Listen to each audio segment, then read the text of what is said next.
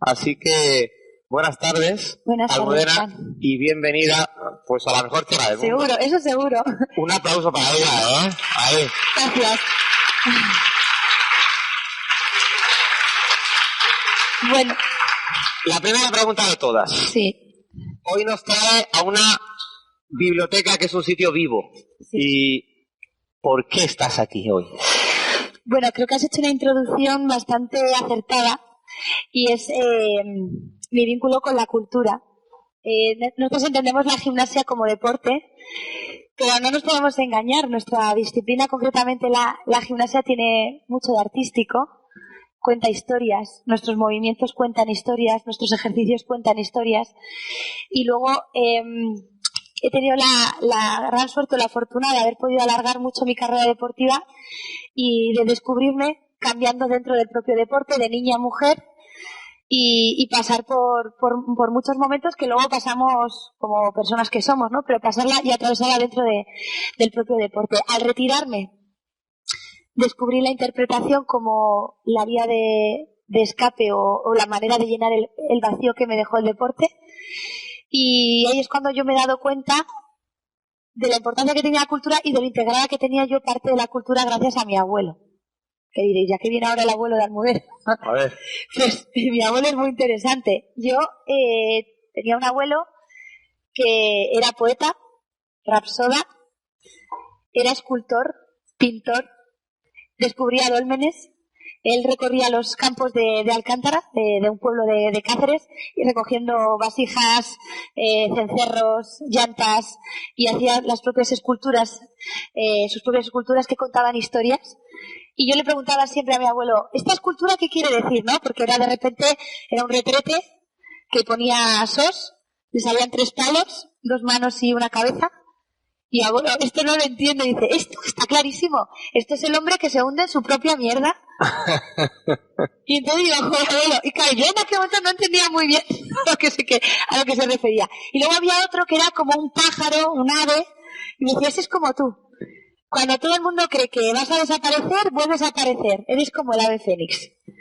Entonces, yo ya de mi abuelo, ese vínculo que tenía con la cultura, ese recitar, ¿no? En los anfiteatros. Yo he nacido cerca del entorno de la cultura. Mi madre siempre me ha escrito poesía. Siempre su despedida de Vitoria al equipo nacional fue con una poesía. Entonces, pues bueno, luego además descubrí que la forma y la catarsis que tuve como deportista tras mi retirada era escribir y plasmar mis vivencias en unos libros que seguramente muchas tenéis en vuestra estantería, y ahí es donde yo me di cuenta de que me hubiera gustado tener una lectura que hablara de lo que a mí me pasaba. Y es por eso que también Olimpia nace. ¿Qué tiene que ver, no sé si mucho, poco o todo? Deporte, la gimnasia, escritora y, por supuesto, actriz. ¿Qué tiene que ver?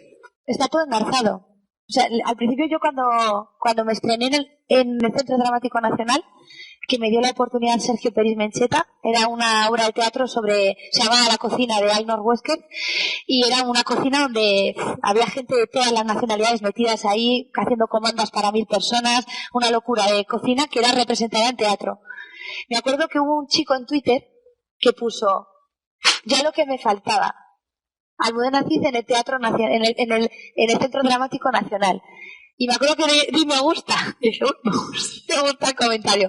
Y era me estaban ya juzgando antes de yo saltar a los escenarios, porque aún no se había estrenado la función. Y entonces ese chico, al tiempo, me escribió un mail a mi web. Y me dijo, quiero disculparme. Digo, me siento mal por aquel mensaje que escribí. Y creo que era fruto de mi frustración como actor, era actor. Y entonces le dije, tranquilo, no pasa nada, te invito a que vengas a ver la obra. Y dice, no, me pagaré la entrada. Y al tiempo fue a ver la función, me escribió al mail y me dijo, me felicitó. Y dice que, bueno, me dijo que no, que había sido un dinero muy bien invertido y que me felicitaba por el trabajo. Pero al final, quiero decir, nuestra parte artística de salir ante un público la llevamos haciendo toda la vida. Nosotros salimos en maillot, solas, acompañadas, que se hacéis conjuntos, se hacéis individuales, pero salimos ante un público a enseñar nuestro trabajo. El trabajo del actor no es tan diferente. Lo único que nos expresamos con el cuerpo, la palabra no podemos hablar, pero en el teatro es cuerpo y voz. Las críticas son similares. ¿Eres permeable a las críticas? ¿Te llegan? Sí llegan. Lo que pasa que yo he tenido tanta crítica en mi etapa deportiva, porque a los 20 años ya me retiraban. Yo escuché el aliento de la gente diciendo, bueno, que ya te tienes que retirar con 20 años, pero por una falta creencia de nuestra disciplina que ya ha cambiado afortunadamente y lo estáis experimentando vosotras y vosotros porque lo veis en un mundial, en unos Juegos Olímpicos. Es decir, ahora mismo cuando vemos una gimnasta cambiar de niña a mujer y seguir viéndola, la seguimos viendo competir en unos Juegos Olímpicos, lo tenemos normalizado, en verla con pecho en el tapiz, verla con un cuerpo de mujer, ya no lo criticamos. Pero en mi época era estás gorda y estás fuera de forma, cuando lo único que estaba atravesando era un cambio de niña a mujer natural del cuerpo de una mujer. Entonces me costó mucho entender que tenía que silenciar a tanta gente, porque ya no era silenciar al mundo de la gimnasia o a las gimnastas o a las entrenadoras o a las jueces, es que también era al público. O sea, para mí fue una batalla bastante compleja, pero con una creencia muy fuerte en que si yo veía bailarinas sobre un escenario con 35 años, decía, pero vamos a ver, ¿por qué nosotras después de estar conviviendo con los aparatos donde yo siento destreza, maestría, fluidez, ahora es cuando yo manejo sin tener que pensar en la técnica? ¿Por qué ahora es cuando yo me tengo que retirar? Y entonces esta insistencia y haber sabido aguantar como he podido, todo eso que ha tenido sus consecuencias psicológicas, también hay que decirlo, pues ha hecho que muchas gimnastas se planteen continuar, y vemos conjuntos en los campeonatos nacionales, lo vemos todas, de gimnastas de 20 y pico años con bastante normalidad. Y esto es algo muy bueno para el deporte, porque de entrada, uno de los problemas que vemos en el deporte es el abandono de la práctica deportiva a partir de los 14 años en mujeres más que en hombres. Y dices, pues en la gimnasia hay una excepción, porque muchas se vuelven a reenganchar y vuelven a competir y vuelven a estar vinculadas al mundo del deporte, porque es un deporte que acoge un abanico amplio de edades desde muy temprana hasta que ya estás en universidades, incluso luego se reciclan como entrenadoras y entrenan a las compañeras gimnastas y compiten. ¿Qué es lo que ha cambiado? ¿Por qué ha cambiado eso? Bueno, yo creo que se han dado ejemplos de gimnastas reales que el hecho de, en mi caso, haber mostrado que he podido alargar hasta 4 ciclos olímpicos mi carrera deportiva, no creo que sea algo sencillo de que ocurra mucho, porque también cambia la edad de empezar a competir. Igual te dan la oportunidad de ser miembro del equipo nacional en una competición importante a partir de los 18. Yo la tuve con 15 años, entonces eso ya hace que te pierdas un ciclo olímpico, ¿no? No entres en ese primer ciclo, entres en el siguiente. Entonces, yo creo que lo que ha cambiado es que a nivel base, que se ha normalizado que existan cuerpos de mujer sobre un tapiz y que sea algo natural, normal y bello y bonito. Y también ayudó mucho en el año 2000 que nos permitieran elegir un poco cómo debía ser la vestimenta, porque no obligarnos a salir en maillot literal y dejarnos unas falditas, o permitirnos salir en monos completos, son pequeños cambios en el reglamento que creo que sí que hicieron mucho bien. Seguro, bueno, que las chicas jóvenes que están aquí no son conscientes de que 4 ciclos olímpicos son 16 años. 16. Que eso es una barbaridad. Sí. ¿Por qué cuando esto termina, Almudena decide buscar otros caminos que nada tiene que ver con el deporte, aunque haya sido su vida, su preocupación y el todo, y luego buscas otros caminos que desde fuera tenían bastante menos que ver? Yo tuve 8 años de lucha en mi etapa deportiva. Los últimos 8 años para mí fueron muy duros, porque luché contra el sistema. Y eso me pasó mucha factura. Acabé mi carrera deportiva donde quise, como quise, cuando quise, pero mi mente no pudo quitar de golpe en ese año 2008 esa travesía. Y necesitaba oxigenarme, necesitaba limpiarme, necesitaba alejarme de algunas miradas, ¿no?, que tenía constantemente, porque el hecho de alargar mi carrera deportiva supuso cambiar también la manera de querer trabajar y no estar en un sistema que era el que era. Y entonces irme a Barcelona a entrenar, no hacerlo en Madrid, o ponerme a viajar a Madrid, pues supuso viajar a competiciones fuera de concurso, pasar a las finales y no poder hacerlas, tener que competir con una asiática, porque si no, no iba a los Juegos Olímpicos, sentir que me metían en los grupos Cs y Ds, que sin desmerecerlo son de gimnastas más jóvenes, sin tanta proyección o con proyección pero sin tantos resultados, y yo verme rodeada de gimnastas que me pedían autógrafos a la hora de competir en vez de estar en el grupo de las gimnastas que estaban en la calidad que yo tenía en ese momento. Entonces yo pasé una travesía que sostuve muy bien porque me creí muy fuerte y creí que tenía la capacidad de sostenerlo, lo hice, pero cuando me retiré necesité alejarme de todo eso porque no fue nada fácil. ¿Te queda algún rencor dentro de ti? No es rencor porque no fue nada personal. Yo entendí que era querer cambiar un sistema que yo no podía cambiar, era como David contra Goliat. Lo que sí salí airosa y salí cumpliendo con lo que yo quería conseguir. Pero llevé muy mal el rechazo. O sea, llevé muy mal que me sintiera rechazada, pero siempre entendí que no era algo personal, que no iba de personas, sino de una cuestión casi hasta política. Entonces, bueno, cuando lo pude colocar, es verdad que yo me sigo viendo con muchas personas de esa época, pero tengo un análisis y una elaboración hecha de mí, de mi proceso importante que no tiene que ver con el otro, sino conmigo. ¿Qué le dirías a todas estas niñas jóvenes que están convencidas de que los sueños se pueden conseguir? Los sueños se trabajan. Los sueños, no sé cuál es el sueño de cada uno y los sueños cambian. No penséis que cuando un sueño cambia o una idea que teníais del sueño cambia es un fracaso. Porque a veces nos emperramos con querer eso que nos teníamos planteado, que habíamos comunicado y habíamos compartido, y a veces cambian.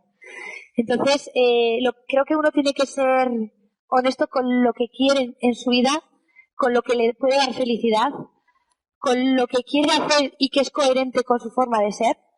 Y siempre que estemos en ese camino, ¿no? Dentro de esas opciones que podemos tener, siempre vamos a encontrarnos bien con nosotras. Creo que es importante saber cómo somos, saber qué nos afecta, de qué nos necesitamos alejar, y que cuando uno tiene que dar esos pasos, esos cambios, que no se sienta uno mal, porque uno lo hace para su bien, ¿no? Entonces, eso es lo que os puede llevar a cumplir lo que queréis. Porque luego todo lo demás es hacer sueños para otros. Si tú has cambiado el sueño y el sueño que tenías lo habías instalado en tu club, en la familia, en los amigos, en el entorno, era ese, y no cumplirlo o no querer seguir luchando por él, y no os estoy invitando a que dejéis la gimnasia, ojo, estoy invitando a que viváis la gimnasia de otra manera, ¿no? Con menos presión, con menos resultado para el otro y más entendiendo y escuchándoos a vosotras. Creo que eso es lo que me ayudó a mí a alargar mi carrera. De hecho, creo que alargué 8 años mi carrera porque buscaba el momento de retirarme a la altura de lo que yo quería y no lo que querían los demás. Y eso es lo que me llevó a alargarla 8 años. Con lo cual, no, lejos de alejarme de la gimnasia, lo que me hizo es acercarme a ella y ofrecer una gimnasia más madura, diferente. Cambié un poco el paradigma de la imagen que había de nuestro deporte, y que creo que esto es algo muy bueno para las generaciones como vosotras, que tenéis ese recorrido ya creado y hecho, para poder plantearos en qué momento querer decidir dejarlo sin tener la presión de una mirada externa que lo enjuicie, ¿no? Como hoy sí podemos hablar de eso, de la salud mental, que yo creo que se ha dado un cambio a que hoy podamos estar hablando de psicólogos, terapeutas. Bueno, ¿qué es cómo es una correcta salud mental? ¿Cómo es una buena salud mental para una chica joven que quiere ser deportista, que luego se le abren muchísimos caminos después? Bueno, quitando esa imagen idílica y heroica del deportista, para empezar, ¿no? Porque creo que algo que no nos hace mucho bien es creer que el deportista puede con todo. No, el deportista es estudiante, es trabajador, puede ser, o sea, el deporte es persona, o sea, el deportista es persona, ¿no? Por encima de todo. No es casualidad que Tokio hayan sido los Juegos Olímpicos de la salud mental. porque hemos atravesado mundialmente un problema que nos ha unificado, que ha sido esta pandemia, ¿no? Y que hemos visto una realidad que nunca nos habíamos planteado, que la habíamos visto en la ficción y la hemos visto en la realidad. Entonces, el hecho de que Simone Biles en un momento dado decida velar por su bienestar, se ha puesto en el foco mundial la salud mental, pero también es delatante y muy bonito que en unos Juegos Olímpicos donde todo el mundo está pendiente de una actuación deportiva, se pueda ver que se prioriza uno a lo que esperen los demás de ti. Yo creo que ha sido un ejemplo muy bueno, independientemente de que luego no se haya podido explicar muchos los motivos, qué tal, porque la gente desconoce esa disciplina deportiva que es muy diferente a la nuestra. La artística y la rítmica son muy diferentes. Ellos en el aire pueden tener pérdidas espaciales y no recuperarlas hasta dentro de 2 meses, y eso genera mucha angustia. Y en medio de unos Juegos Olímpicos tú sabes que eso no lo puedes hacer de forma inmediata, por eso luego pudo salir en la barra fija y hacer la rotación en un eje y no en los dos que hacía antes, ¿no? Entonces, tiene una explicación y a mí lo que me gustó es que ella paró y dijo, yo no puedo con esto, doy un paso al lado, ¿no? Entonces, creo que es muy importante porque ahora mismo tenemos que saber escucharnos. O sea, yo creo que hemos pasado mucha parte de la historia pasando muy, muy por encima y intentando ser una caricatura de lo que debemos ser, ¿no? O una imagen idealizada de lo que debemos ser los deportistas. Y no dejan de salir documentales muy interesantes hablando de grandes deportistas sobre el después del deporte, que este es otro temazo, ¿no? ¿Qué pasa cuando lo dejamos? Para mí, un campeonato provincial, un campeonato nacional, de acuerdo a mi primer campeonato de España, fue exactamente igual de importante que unos Juegos Olímpicos. Cambiaba el contexto y las miradas que tenía hacia mí. Pero para mí llegar a ese nacional, te juro que fue como cuando llegué a unos Juegos, o sea, no me generaba menos ilusión. Entonces, yo cuando veo un campeonato de España y veo a todas las niñas emocionadas, digo, es que sé lo que están sintiendo porque es como unos juegos para ellas. O sea, es decir, su máximo es llegar a este campeonato y estar ahí. Y era como llegar a mí a un... Entonces, la presión que viven de cara a un nacional, un provincial, es que también es lo mismo que vivimos nosotros. Entonces, atender a lo que nos pasa, a lo que sentimos, a lo que necesitamos, a hablarlo, a llorar, si hace falta. Yo cuando entendí que podía llorar libremente, yo le decía ya, cuando yo llegué a mi entrada dije, déjame que quito llorar. Venga, ya puedo hacer el siguiente entero. Es que a veces necesitamos una descarga. Y esa descarga pasa por llorar y ver que no pasa nada, que lo que está pasando no pasa nada. O que has cometido un error en una competición y saber que el lunes puedes llegar al entreno y volver a intentarlo, a mí me tranquiliza un montón. Pero hasta que nadie me dijo, Almu, que no es tan dramático, que no pasa nada. De hecho, a mí plantearme dice, no, los planes B, no, tienes que tener un plan A. No. A mí el plan B me ayudó mucho. Y el plan B me lo dijo un amigo por teléfono que estaba en el Circo del Sol. Mi mejor amigo, Orchi, se partió las 2 rodillas. Y dijo, ostras, ya no puedo ser gimnasta, porque era artística. Y además era un crack, fue campeón de España Junior, o sea, lo más. Y de repente el tío se recupera más o menos y dice, ¿yo qué puedo hacer? Y le llamaron para el Circo del Sol. Y dijo, yo tengo un problema con las rodillas, tranquilo, te vamos a proteger las rodillas, queremos que trabajes, pum, de aquí para arriba. El tío fortaleció, un artista de Circo del Sol, en Kidam, en Las Vegas. Entonces, de repente, en el 2004, en el peor momento de mi carrera deportiva, donde tenía la federación entera contra mí, me llama, me dice, Almu, estoy en Las Vegas, haciendo shows, disfrutando, sin la presión, cobrando, con un sueldo. O sea, Almu, para, que hay más vida después de la rítmica. Y dije, joder, ¿no sabéis qué tranquilidad me dio eso? Porque es que a veces tenemos la cabeza puesta ahí y luego seguí con mi carrera deportiva. Es decir, que simplemente es desdramatizar. Y aunque lo que te está pasando es gordo, porque no dejo de ser gordo lo que a mí me pasaba, pero y además me llevó a muchos problemas de salud. Me salió un herpes, o sea, tuve problemas serios, muy serios. Tuve ansiedad, no sabía qué era la ansiedad, hasta que la doctora me dijo, ay, tienes que tomar ansiolítico. Yo, ¿qué? Que yo no tengo un problema en la cabeza, ¿no? Porque ya era como, y no llegué a tomarlos, porque yo dije, esto no puede ser que me esté invadiendo. Y entonces como que lo supe gestionar y tenía psicóloga y me ayudó. Pero es muy importante escucharnos, pero escucharnos bien, escucharnos con sinceridad, escucharnos de verdad, no mentirnos. O sea, estoy mal, estoy jodida, estoy mal, ya está. y vamos a ponerlo en la mesa. Y el entrenador lo tiene que escuchar, y los padres tienen que escuchar, y los compañeros tienen que escuchar. Y luego, entre todos, si somos una buena familia, pues sabremos, una vez que uno saca eso fuera, ya te digo que el 50% lo tenéis recorrido. Porque lo que más cuesta es reconocerse. Reconocer cuando uno está mal. Y cuando ya uno lo hace, bueno, como que todo empieza a estar un poquito más tranquilo. ¿Qué tiene que ver en todo esto los padres? Tú no te dedicas a la gestión pública, pero si lo hicieras, en el deporte deberíamos trabajar más, aparte desde la base que son ellas, desde la base con los padres. Formación, pero formación vinculante a la psicología, es decir, a entender la complejidad de la adolescencia. Porque cuando son niñas, de hecho en nuestro deporte no entra, el conflicto no entra cuando somos tan chiquititas y pequeñas, es cuando empezamos a entrar, este grupito de aquí, en la adolescencia, ¿no? Y además es que es complicado porque en la adolescencia no escuchas tanto. O sea, te entra, pero cuando eres adulta, aquí lo he repetido muchas veces, ay, aquello que me dijeron, ahora lo entiendo, ¿no? Entonces, da igual que ahora mismo, pues, resuene, pero no... Pero para los padres es muy complicado. Porque yo le gritaba a mis padres por teléfono. Cuando me llamaban a la residencia, teníamos una cabina con monedas, con pesetas, que no las habéis vivido. Una cabina era un sitio donde uno iba a un teléfono que tenía cable, ¿eh? No teníamos móviles, y entonces teníamos llamadas y estaban un poco orquestadas para que la línea no se saturara. Entonces estaba instalada en el chalet. Entonces, claro, ¿te amo tu madre? ¡Pum! Y me ponía. Y claro, yo igual tenía novio en aquel entonces, me había enterado de Cristi, la madre que me había puesto los cuernos, o sea, aquello era un caso, mis padres me intentaban calmar, yo no les hablaba de eso, pero yo tenía el cabreo de eso, pero no se lo decía, entonces no entendían qué me pasaba, y entonces la pagaba con ellos, a 350 kilómetros de distancia. Bueno, yo le pido perdón a mi madre 80 veces de adulta ya. Se va, perdóname, Aita, perdóname por cómo os hablé, porque es que no os lo merecíais.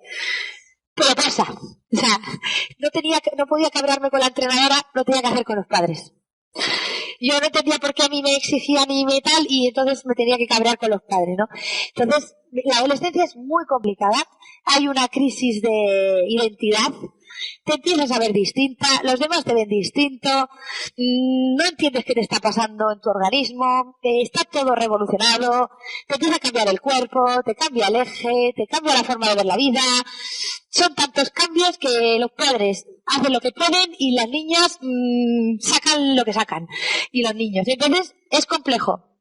Entonces, sostenerlo. Tiene que pasar. Y cuanto antes pase, mejor. Porque si no pasa es preocupante también. Es decir, yo hay papás que les digo, mira, cuanto antes veáis que el niño o la niña ya está haciendo todas estas cosas, cuanto antes, mejor. Porque es que tiene que salir y es sano. Es decir, es que es un cambio, es hormonal también, es que es un cambio, es que es química también, es que hay muchas cosas. Tienes que tomar decisiones. ¿A qué te quieres dedicar? Te están poniendo a decir, ¿qué quieres estudiar? ¿Qué quieres ser de mayor? Y yo qué sé qué quiero ser. Y estás obligado a coger una carrera. Y no sabes si luego vas a querer hacer eso. Si luego vas a querer, pues luego se puede cambiar. Sí. No pasa nada. Y se dejan carreras y no pasa nada. Y no pasa nada. Vale, cuando hay un dinero invertido en la familia, ¿no? ¡Guau! Mis padres han dejado dinero, ¿no? Entonces, claro, ahí entra otro conflicto, ¿no? Porque no hay familias tan solventes. Entonces, bueno, se tiene que poner en la mesa. Yo abogo por el diálogo en las familias. Por parte, a los padres tienden más a hablar porque son los que necesitan respuestas y explicaciones, pero los jóvenes tienen que saber también que los padres sostienen mucho y que los padres no solo nos han dado la vida, sino que nos han intentado criar de la mejor manera posible, que estamos en un deporte también muy complejo, donde hay mucha exigencia y que cuando nos exigen en casa parece que como ya nos han exigido en el deporte, ya en casa no queremos más exigencias. Yo no la tuve tanto porque me tuve que alejar de mi familia joven, eso es dolorosísimo y seguramente no lo tenéis que experimentar vosotros, pero saber que tus hermanos crecen, que de repente vienen con la voz cambiada, que a uno le ha crecido ya la nariz y tú no les has visto crecer y no has podido compartir las peleas que tenías que hacer porque has decidido irte de tu casa y ver cómo tus padres sustituyen los cuadros de casa por tus fotos, eso es muy doloroso para la familia y para quien lo ve. Entonces, esos son los sacrificios, eso no es un esfuerzo. Eso es un sacrificio y tiene sus consecuencias porque luego intenta recuperar ese tiempo. Así que si estáis en casa viviendo esta adolescencia, disfrutadla.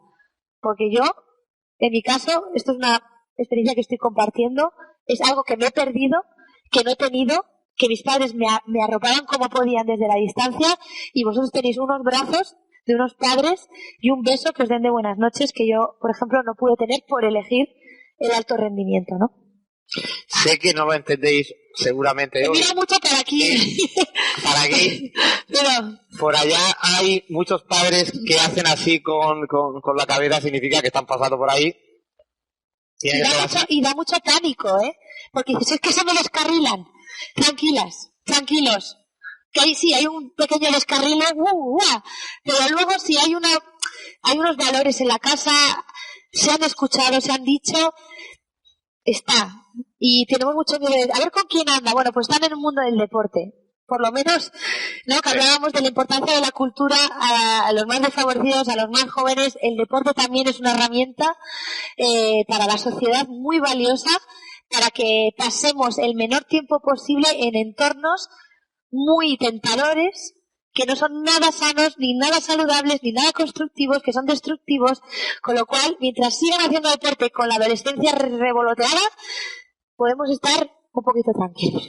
Bueno, el deporte para Almudena Cid estuvo ahí, siempre estará, sí. Es un icono nacional, internacional, sin duda, pero después llegaron los personajes, esos personajes en los que creas, no sé si te los inventas, si son fruto de tus sueños, de las frustraciones, de aquello que te gustaría haber sido, de aquello que no.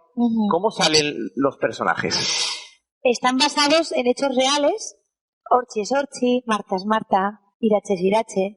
Luego hay otros que mezclo en algunos personajes como a dos amigas que tuve y les he metido un poco, porque claro, luego también la editorial te dice, no puedes meter tantos personajes, entonces tienes que sintetizar, ¿no?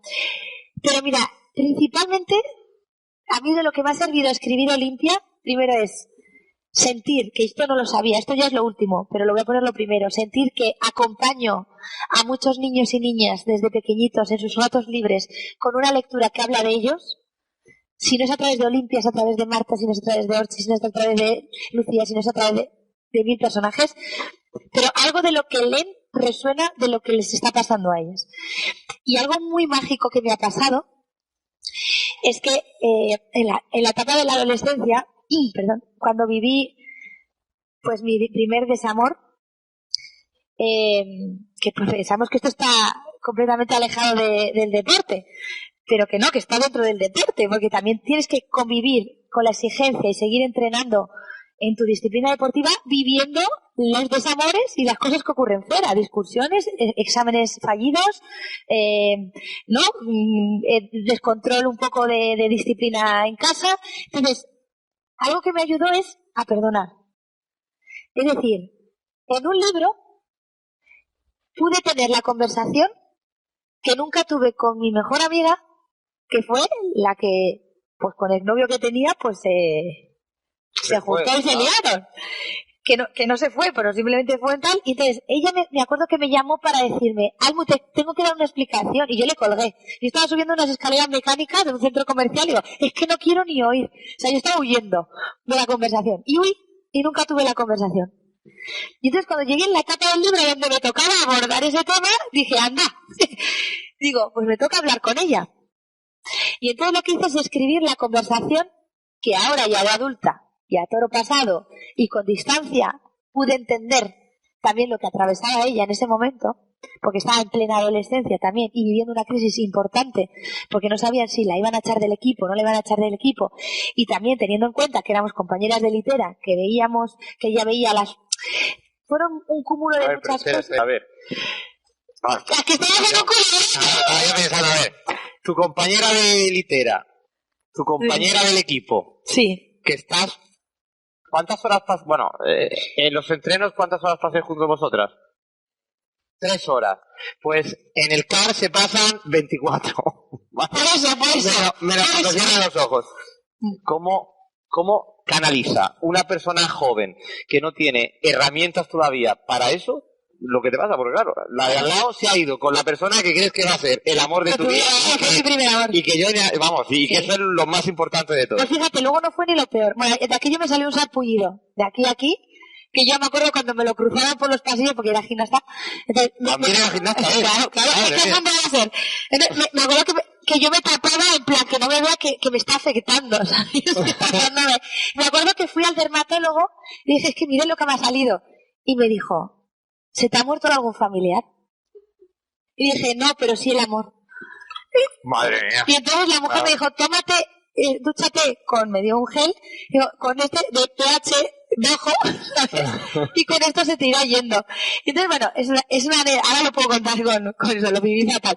Pero en su momento, lo que voy del libro, que yo pude decirle a esta chica lo que no entendí que le pasaba a ella, porque yo empaticé con ella, ojo al dato, empaticé con ella, y entonces le mandé ese libro con un post-it en la página a su casa. Y entonces ella me llamó y me dijo, Almu, no pensé recibir un perdón de una forma tan bonita. Hay que saber perdonar, pero de verdad, porque la gente se equivoca. Y hay gente que sigue equivocando, así que voy a contar yo con lo que estoy viviendo, pero se equivoca. Se equivoca, pero yo tengo igual la virtud y el talento, o no sé qué, de ponerme mucho en la situación de... Y quizás por eso soy actriz, no lo sé. Pero es importante saber escuchar, perdonar, pero perdonar para ti. Es decir, yo no podía vivir con la carga de saber que esa persona cada vez que me miraba no me podía mirar a los ojos porque sentía vergüenza. No, ese peso no lo quería cargar yo el resto de mi vida. ¿Escribirás un libro dentro de 10 años con otro posit? ¿O no? No, yo ahora estoy escribiendo... No, sale uno en San Jordi. Bueno, de eso te quería hablar. Sale en San Jordi uno. Los próximos proyectos. Sí, pues el próximo libro yo creo que es donde yo más me he desnudado en mi vida. De hecho, voy a narrar etapas importantes de mi vida deportiva porque yo el camino que estoy recorriendo desde hace un año, que parece como que ha pasado mucho tiempo, es un año solo, pero que creo que he recorrido muchísimo, siento que he avanzado un montón de cómo estaba en el noviembre pasado a este, y una editorial se interesó mucho por saber cómo estaba siendo mi proceso de recuperación. Y tiene que ver con qué he podido hacer yo para mí y unilateralmente. Es decir, qué puedo hacer yo conmigo para reconstruirme yo sin la ayuda de nadie. O sea, de nadie me refiero sin contar con la otra parte. Porque a veces esperamos que en la vida que alguien nos ha hecho daño y que la otra persona venga y no, es que la gente tiene su vida y tiene sus procesos y tiene sus situaciones. Entonces, ¿qué podemos hacer? Es hacernos preguntas que la respuesta esté en nosotros, no en el otro. ¿Cuál ha sido la pregunta más complicada que te has hecho en toda tu vida? La más complicada.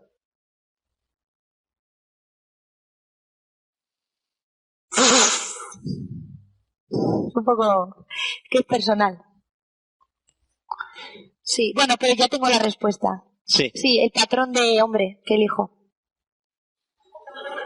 No está mal, ¿no? No. Tener eso claro. Claro, ahora tengo la respuesta. A ver, también os digo que cuando atravesamos un momento súper duro, muy duro, que lo podemos vivir en cualquier etapa de nuestra vida, se rompe un futuro de repente y dices, una lesión, ¿no? Te aparta de lo que más quieres. Tú te veías de una manera, ¿no? En un futuro cercano, próximo o lejano. Te veías. Y el futuro de ¡plas! ¡Pum! Out. Se rompe. Pues lo más maravilloso que hay de esa mierda es que te obliga a estar en a la hora. Y dices, no, la importancia de la hora. Pues ahí descubres el ahora. Es decir, lo que haga hoy para hoy. Porque lo otro lo tengo que volver a construir y a ver ahora a cuántos años luz quiero construir.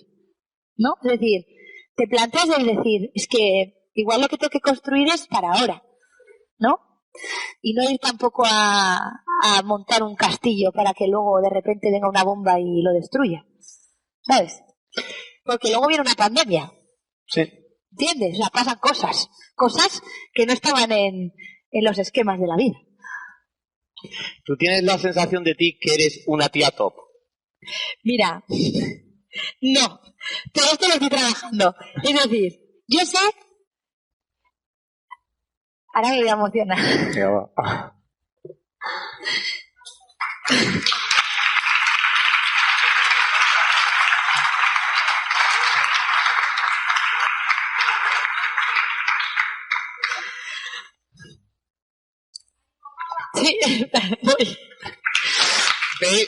¿Ves cómo hacías una tía top? Vamos. Hace una semana, ¿habéis estado en el Euskal Gym? ¿Alguien de aquí? No habéis podido. Uno tiene que volver a los orígenes. O sea, uno cuando pierde el sentido de su vida, tiene que volver a la raíz. Y para mí fue volver ante el público de la gimnasia. Pero es que no puedo. Espera.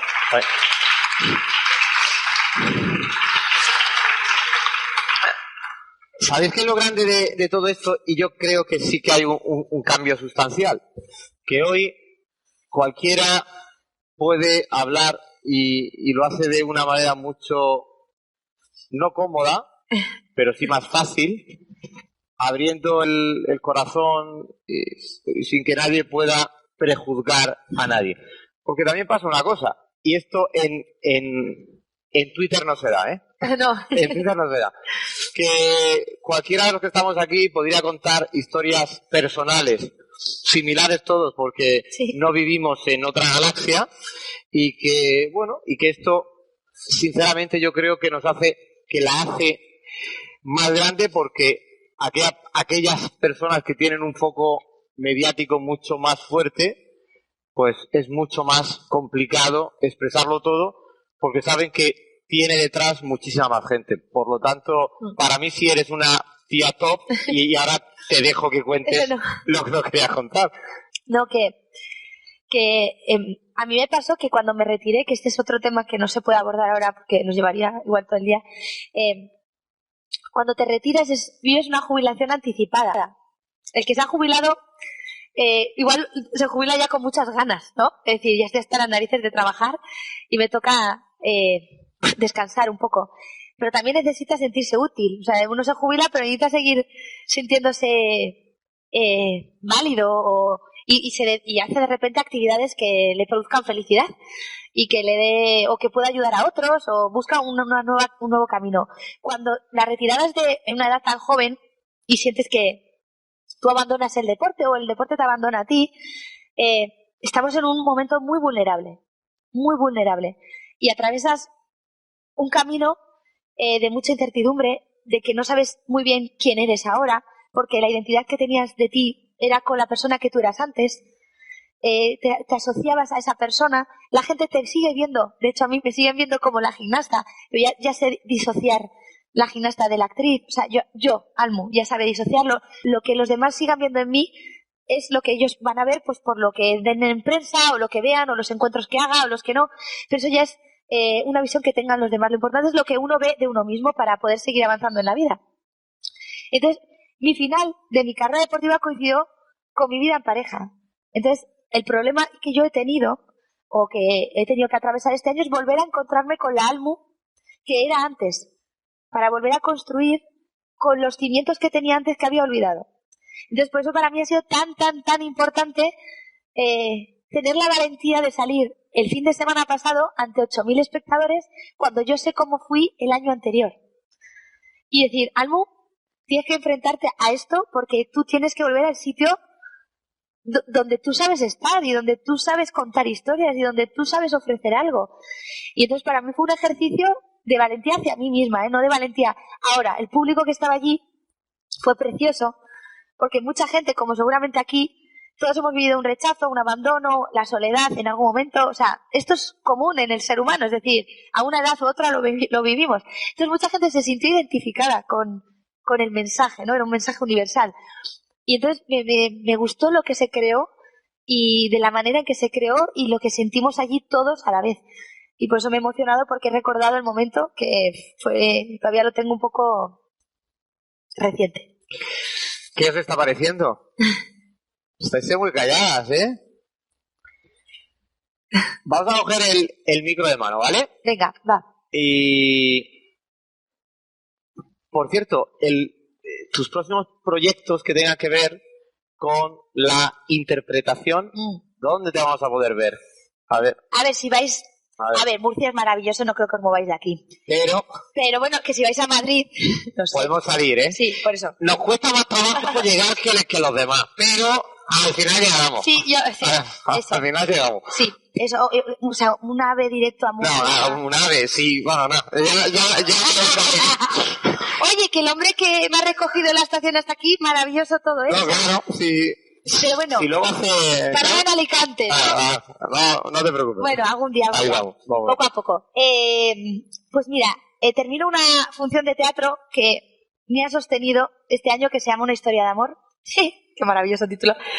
Y entonces resulta que ha sido la función que me va a costar mucho desprenderme de ella, porque es que, vamos, he leído el subtexto de esa función como, he interpretado ese texto de una manera que nunca pensé que iba a desgranar como lo he hecho con esa función. Y ahora estoy en otra que se llama las Ladies Football Club, ¿vale? Es el primer equipo de fútbol femenino de la historia y es maravillosa porque está basada en hechos reales y habla del primer equipo de Inglaterra femenino que, mientras los hombres estaban en el frente yendo a la guerra, en el 17, estas chicas se tuvieron que poner a fabricar bombas en una fábrica de armamento.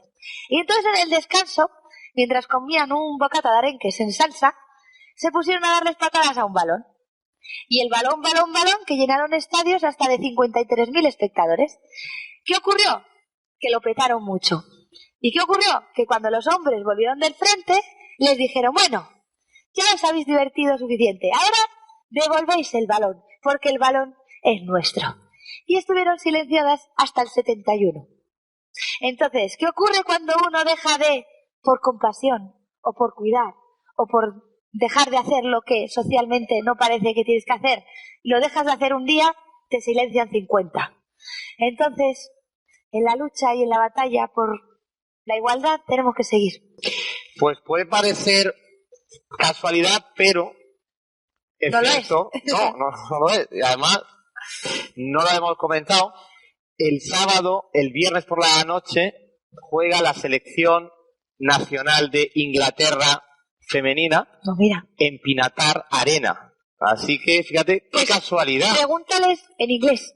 Sí. A esas jugadoras sí conocen la historia. En teoría son las Dickers, era otro equipo, pero luego jugaron contra las alemanas, o sea, luego se generó entre fábricas, se hicieron equipos de fútbol y se lió parda. Oye, pues, la liaron parda. Dinos teatro, horas, funciones, qué diablos. Bueno, yo soy cover porque he entrado en una función ya hecha y sustituyo.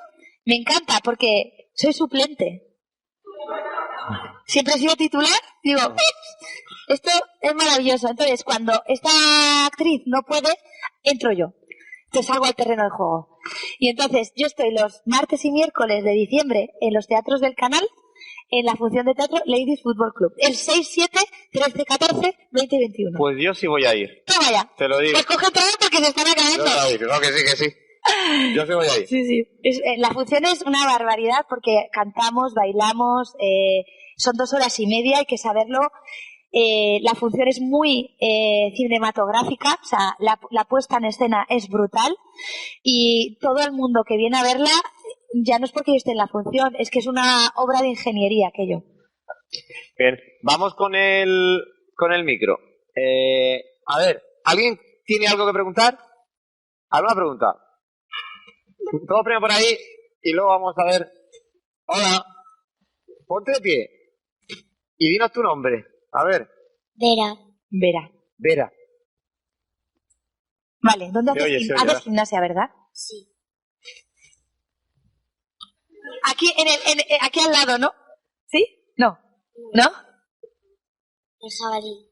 ¿En? Yo creo. En Cronos. Hay Cronos. Bueno, Cronos es que es un club también de referencia. A ver, súbele el micro, please. Y haz haz la pregunta. Vamos. A ver, venga. ¿Cuál era tu mayor sueño antes de ser gimnasta? Pues yo de pequeña quería ser cajera de supermercado. Y vale, pi, me encantaba. A mí eso también me llama así un poco. De hecho, no voy por las de... solo cuando igual voy con mucha prisa y mucha cola, pero intento no usarlas. Porque eso igual quitamos puestos de trabajo y estoy un poco concienciada con eso. Pero yo cogía cositas de mi casa y las iba poniendo, le ponía precios, pues abría el paraguas y esa era mi tienda. Hola. Y luego, bueno, me acuerdo que le copiaba mucho a mi madre. Teníamos una mesita del salón que tenía como una doble... bueno, en la pata tenía otro espacio y yo lo usaba y cuando mi madre cosía que le daba el pedal entonces yo le imitaba ya y entonces quería ser costurera también. Muy bien. Pero bueno, sí, luego ya vino a la gimnasia porque empecé a lanzar el cepillo del pelo, lo cogía, lo lanzaba, lo cogía por aquí, por allá, tal, hacía la pierna para aquí, la pierna para allá y madre, esta niña me destroza la casa y me metió en gimnasia. Muchas gracias, Vera. Por ahí. Va al micro.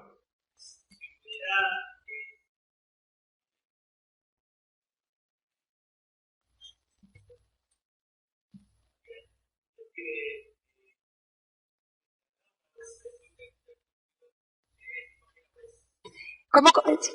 Para contactar. Sí, en la web yo tengo un mail y recibo yo los mails. Sí. Vale. Muchas gracias. Cambiamos el micro. A ver, va.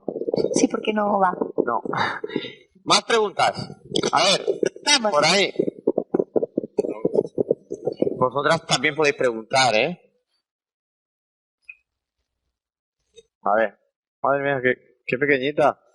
Hola. ¿Cómo te llamas? Me llamo Emma. Emma. Sí. Muy bien. Y la pregunta era que, ¿qué pensabas antes de hacer una competición? Uy, he pasado por muchos pensamientos. Pero voy a intentar sintetizar, recogerlo en poquito. Yo tenía un pánico a competir. A mí lo que me gustaba era entrenar. Pero digo, y si este trabajo se queda aquí, ¿qué sentido tiene, no? Tengo que enseñarlo. Entonces, yo empecé a tener algunos trucos para poder competir un poquito más tranquila, porque yo me ponía muy nerviosa. Cuando sonaba el pitido era como, me ponía muy tensa. Empecé a entender que cuando está en juego algo que nos importa mucho y que hemos trabajado mucho, es normal que nos pongamos nerviosos. Pues entonces no nos estaría importando. Entonces es una señal de que nos importa. Y ahora, ¿qué podemos hacer para que nos importe, pero no nos afecte? ¿No? Entonces aprendí que me hacía muy pequeñita cuando en las competiciones miraba alrededor y miraba a otras niñas y veía pues que era más flexible, que saltaba más, que giraba más. Y entonces me quedaba divagando en lo que tenían las demás y me olvidaba de lo que tenía yo. Entonces dije, uy, esto no me hace mucho bien. Entonces hice una burbujita así, pum, como de cristal, que pudiera ver cuando yo quisiera, pero poner una burbujita. Y entonces, a partir de entonces, empecé a entrar más en contacto de reforzar qué cosas tenía yo. Otra cosa que me ayudaba mucho cuando estaba muy nerviosa era cansarme antes de salir. Porque el cansancio era una sensación corporal habitual en mí, en el día a día. Entonces, si yo salía a competir con cansancio, lo asimilaba, lo asemejaba a una sensación habitual en mí, con lo cual me daba normalidad. Entonces me cansaba mucho y entonces de lo único que me tenía que preocupar era aguantar el ejercicio. Entonces toda mi cabeza estaba en aguanta. Entonces no podía entrar el pensamiento, voy a fallar, no gusto, mi ejercicio igual tal, la entrenadora tal. Estoy tan ocupada en llegar al ejercicio que no podía pensar en todo lo que me saboteaba. Entonces, antes de salir, decía, Almu, concéntrate en tu respiración, en el pitido inicial, en los acordes de la música, en la musculatura, en cosas concretas, mías. Cosas mías, no de fuera. Gracias. Un poquito larga la respuesta, pero Ahí. que... Mira, esta chica de la primera fila en edad adolescente, ¿no? Bueno, Pero vemos. quería preguntar algo. Porque como hablan tanto, seguro que ahora también. Venga, a ver. ¿Qué pensaba cuando estaba desmotivada? ¿Y tú tienes que hacer otra? Venga, otra. Otra junta. Si te sentiste alguna vez en plan no apoyada por tu entrenadora o que sentías que no te entendían. Si yo tuve un conflicto, ahora te respondo a ti. Yo llegaba a mi casa muchos días cuando estaba en el club llorando. Mamá, me tiene manía, la entrenadora me tiene manía. Es que me tiene manía, es que me pide más que a ninguna, es que a mí me tiene manía. Y me decía, Almu, ¿te has parado a pensar que igual si te pide más a ti es porque tú puedes más? Y dije, pues no. Y entonces me cambió totalmente la idea de la manía que me tenían. A ver, este deporte ha crecido mucho y exponencialmente, ¿no? Pero ha crecido paralelamente lo bueno y también lo malo. Entonces, no todos los técnicos tienen pedagogía, tienen capacidad de transmitir bien los mensajes, tienen una forma de tratar a las gimnastas. Hay que señalarlo. No digo que haya mala intención, es falta de conocimientos. En algunos casos hay entrenadoras que miran su ombligo y que quieren los resultados para ellas, y esto lo he visto yo mucho, ¿vale? Pero hay muchas entrenadoras que es una cuestión de que tienen una enseñanza y una forma de haber entendido este deporte de una forma equivocada. Y no está de más parar y decirle, ¿puedes cambiar la forma de decirme esto a esta otra manera para que yo pueda responder positivamente? Y no es nuestra labor educar al entrenador ni cambiarles las formas de hablar. Igual me estoy metiendo en una cosa que no tiene nada que ver, ¿eh? Pero bueno, yo lo digo porque es algo que está muy en actualidad y lo estamos viviendo en todo el mundo de la gimnasia. Entonces, a veces no se usan las buenas palabras o las mejores palabras o las palabras más adecuadas. No vamos a tampoco culparle porque en ese momento igual no sea adecuado, pero sí que siempre hay después un momento para poder reflexionarlo y recogerlo y hablarlo, porque igual hay un momento de estrés o el entrenador le ha pasado algo y no ha sabido hacerlo y no ha sabido usar las mejores palabras. Entonces, creo que también está en nosotros decirlo, no callarlo, porque coger al entrenador y decirle, esto no me está ayudando, porque tú notas que no te está ayudando, se puede decir. No pasa nada por decirlo. No sé si va por ahí, ¿eh? Más o menos. Y luego, cuando te desmotivas, no podemos estar siempre motivados. Nadie está toda su vida motivada. Porque pasan cosas. Y pasan cosas que minan la motivación. A mí me ayudaba mucho a poner una lista de cosas que eran importantes en mi vida y luego revisar que cuando a mí me pasaba algo y estaba desmotivada, si algo de esa lista estaba siendo resentido, o no lo estaba cuidando, o no lo estaba atendiendo, o no estaba teniendo tiempo, ¿no? A veces simplemente es ver a tu madre y a tu padre otra vez, un rato. A veces es poder salir a jugar o ir al cine con las colegas y las amigas y ya, un día. O a veces es saber y aceptar que la carga estudios, deportes te está sobrepasando y decir, ¿me puedes dar la tarde libre hoy? Porque no puedo. Una tarde libre, no pasa nada. A veces nos cuesta, pero no pasa nada si estamos saturados, porque eso desmotiva. Eso puede hacer que tú vayas al entreno y no puedas con toda la carga de exigencia del entrenamiento. Entonces, hay tantos factores que propician esa desmotivación, porque tú puedes decir, ¿qué te ha podido desmotivar a ti en la gimnasia? ¿Sabrías decirme algo concreto? Es decir, ¿por qué estoy desmotivada? ¿Sabrías identificarlo? Seguro. Sí. ¿Qué es? ¿Lo puedes compartir o...? A ver. ¿Puedes compartirlo? Bueno, no, está bien. Es que es el foro para sacarlo. Es decir, ¿hay solución? Hay solución, primero hablarlo. Después de hablarlo, ponerlo en la mesa. Si no hay otras opciones. Hay otros clubes y hay otros lugares donde entrenar. Cuidado que está el director general de deporte aquí. Ya lo sé, pero por eso mismo, ¿pero qué me refiero? Sí. Que uno puede elegir. No pasa nada. Yo he visto mogollón de compañeras que han cambiado de club pues porque se entienden mejor con otro tipo de sistema de entreno y no pasa nada. Ahora, tampoco nos vamos con rencor y dolor y que les vaya mal, no. Mira, un mal que tenemos en la gimnasia, y esto es bueno que lo sepas, que a veces se crean los clubs porque los clubs ahora los crean las familias, las madres, los padres. Entonces, la niña se rebota en el club. La madre dice, pues nos vamos, creamos nuestro club. Y ya hay dos clubes enfrentados porque son padres cabreados. Y entonces ya empezamos mal. Eso no me suena de nada, ¿sabes? Claro. Pero es que esto también nos compete cambiarlo. Es decir, tú creas un club, el otro se va, crea el club. Vamos a intentar no hacernos daño. Y luego has dicho una cosa muy clara, alguna que es la formación. Total. Formar a los entrenadores y a las entrenadoras más, invertir más en eso, nos va a hacer que todo sea mejor. Es que, al menos yo hablo de los títulos de nacionales, regalan los títulos como churros. O sea, hay un examen, hay un curso, hay un tal, pero ¿cuántas suspenden? Yo es que no... Digo, no todo el mundo vale para estar con material sensible. No todo el mundo vale. No todo el mundo. Hay gente que sin formación puede. Igual, porque tiene capacidad empática, capacidad de ponerse en el otro, capacidad de escucha, capacidad de adaptarse, saber que esta niña tiene un carácter, esta tiene otro, y ¿cómo hago que el equipo entero me funcione? Y lo bueno en un conjunto es que sean distintas, porque cuando la lenta esté baja, la rápida le dirá, venga, agárrate a mí.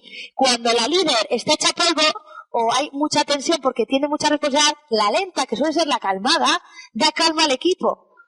Es decir, que todas tenéis una virtud que hace bueno el equipo, pero la entrenadora tiene que saber señalarlo y hacérselo ver y darle el lugar que ocupa. Porque bueno, yo considero que todos tenemos algo que ofrecer en comunidad y de hecho, para mí, poner siempre las cosas en común, hablar en comunidad, siempre nos va a permitir avanzar mucho más rápido que individualmente. Última pregunta, ¿vale? A ver, alguna madre seguro, ¿no? A ver, venga, 2 preguntas más, Ahí ¿vale? sí. Venga, con esas últimas. Venga, vamos. Vale. Ahora esa. Vamos a hacer las 3 juntas, ¿vale? Venga. Competición más difícil, la otra. Hola. Mira, empecé con 6 añitos en la Icastola, en el colegio. Había fútbol, baloncesto, ajedrez y rítmica. Había ajedrez. Y me metí a rítmica. Vale, luego, ¿cuál es el momento más? La competición más difícil. La competición más difícil... recuerdo una, voy a ponerte 2, ¿vale? Una con 12 años, que me rompí el quinto metatarsiano del pie, me pusieron la escayola, me dieron la posibilidad de competir, quitarme la escayola antes de tiempo, infiltrarme y salir al de España, y salí a competir con el pie dormido, no sabía si pisaba o no pisaba, y esa experiencia no la quiero volver a vivir en mi vida, porque no hay necesidad. Y luego, más de adulta, la travesía del 2000 al 2004, no te puedo hablar de una competición. Llegar a Atenas y hacer la competición que hice, casi que para mí fue un milagro, o no, fruto de mucho trabajo. Y la última pregunta por aquí. ¿Con 6 añitos? Sí, con 6 añitos. Vale. La primera competición. Pues yo en la Icastola hacíamos exhibiciones en el cole. Me pasaron a un club de competición muy pronto y creo que fue con 9. Sí, en un provincial. Que se me salió la puntera, ¿de acuerdo? Arrastré el empeine, cosa que no hay que hacer, y salió la puntera y dije, ¿y ahora cómo giro? Pues giré. Mal, pero lo hice. A ver, terminamos por ahí con... Quería la madre que quería... Un padre. Por la esquina, padres y madres, que están la edad de los dos.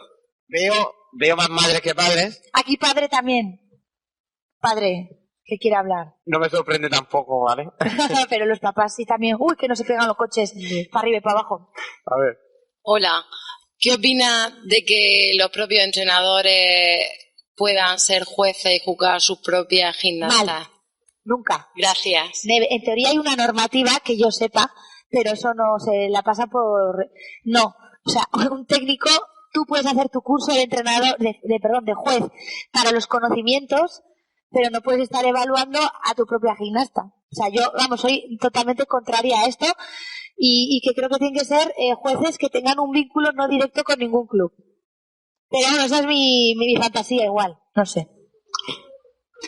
Vamos con el padre por aquí. Venga, sí. Vamos por aquí. Sí. A ver. Hola, buenas noches. Me gustaría agradecerte que estés aquí y que nos hayas hablado con tanta sencillez y con tanta transparencia, ¿no? Creo que nos ha llegado tu discurso, pero vamos, directo. Yo venía un poco a acompañar, claro, a las nenas y no sabía qué esperar. La verdad es que, bueno, todas las veces que he venido a la biblioteca he sentido que me tenían que contar algo importante. Y hoy ha sido también así, ¿no? Entonces, en ese sentido, te lo agradezco mucho.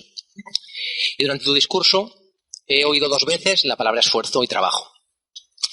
Y bueno, como creo que va a ser la última pregunta, pues me gustaría que acabaras por ahí, ¿no? Sí. ¿Qué necesidad hay del trabajar, de esforzarse, de empeñarse? Porque has dicho que los sueños se consiguen, pero afuera a base de trabajo, trabajo, trabajo, y más trabajo, y más trabajo.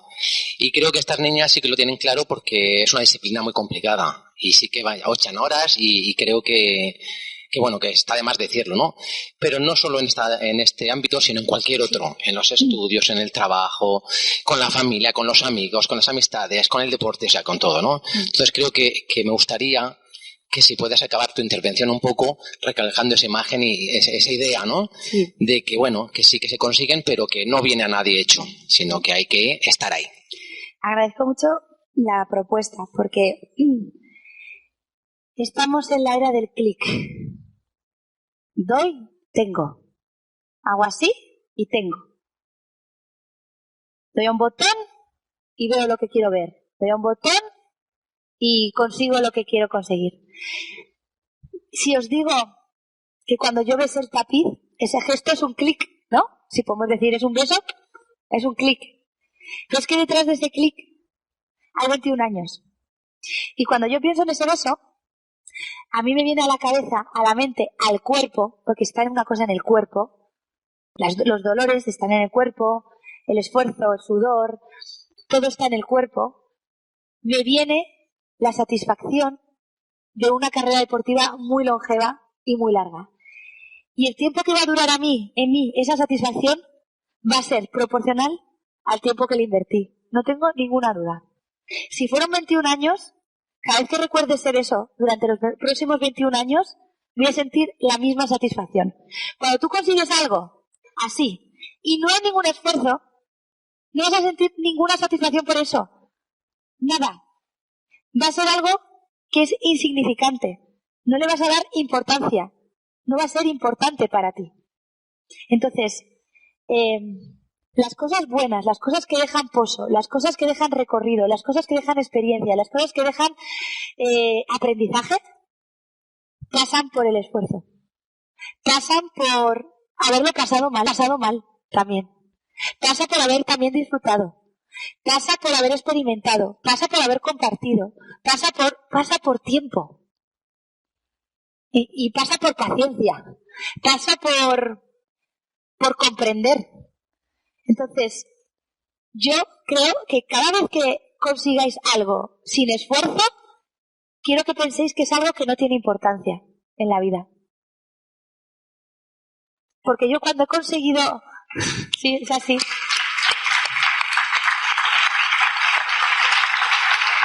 De la misma manera que viene, se va.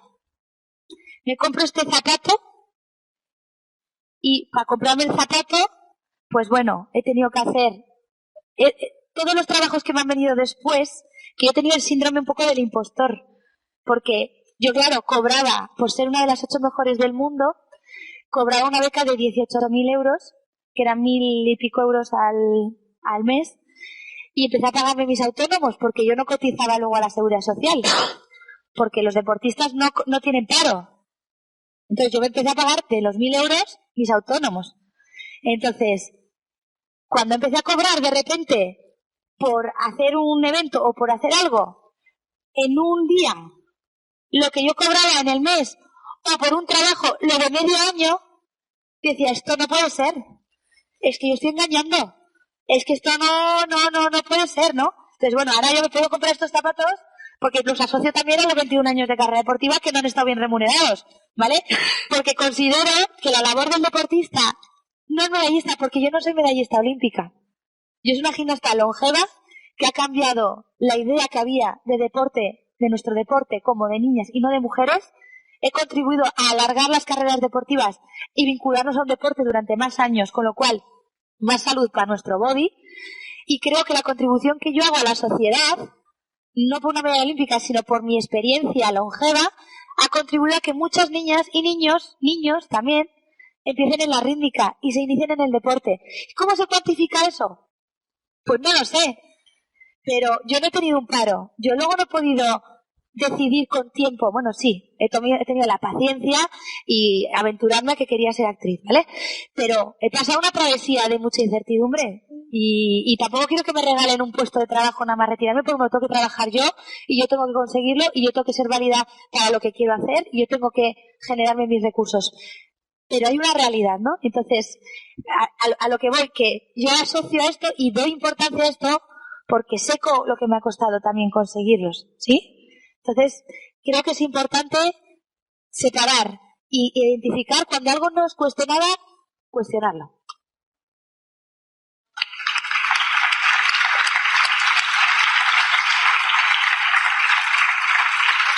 Bueno, pues yo quería dar las gracias primero a todo el equipo de la Biblioteca Regional por haberlo hecho tan bien y por haber elegido también que hoy Almudena Cid pudiera estar aquí. Juanjo, que es la persona que está al frente de la biblioteca, que está ahí. Ese señor, cuando vengáis y no hayan libros, pues...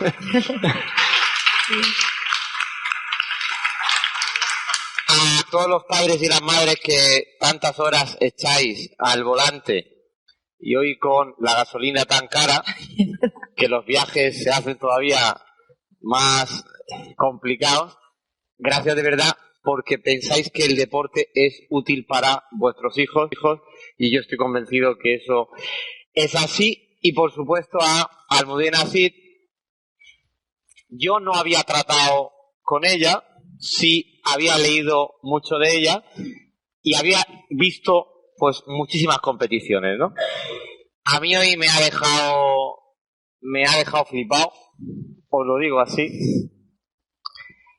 Creo que estamos delante de un auténtico icono de nuestro deporte y de nuestra sociedad y por lo tanto yo le quiero dar las gracias porque como nos ha dicho, ¿tu nombre era?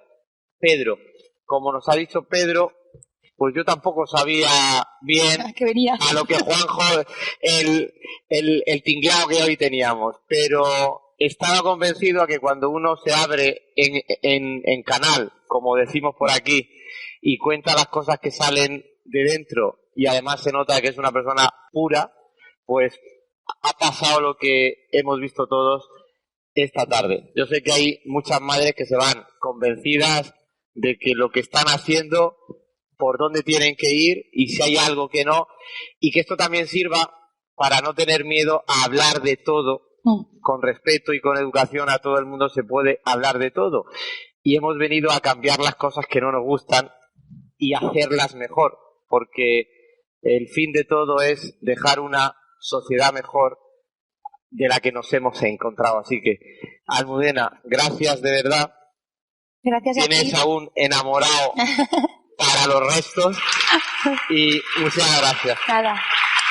Gracias. Si te quieres despedir. Sí, nada. Yo quería daros las gracias por la atención, porque es bonito cuando ves a la gente escuchando y no les ves como con el asiento ya con ganas de irse. Es muy gratificante. Cristina, a ti también. Gracias también por toda la comunicación que hemos tenido. Fran, porque es una entrevista maravillosa. y a la biblioteca también a haberme acogido en Murcia de esta manera tan bonita y que espero que os llevéis una buena reflexión.